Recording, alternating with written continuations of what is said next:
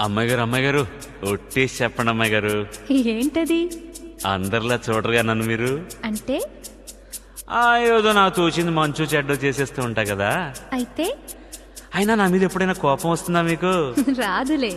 అంటే అంటే నేనంటే నువ్వంటే మీకెంతో నాకెంతో ఇష్టం అన్నమాట.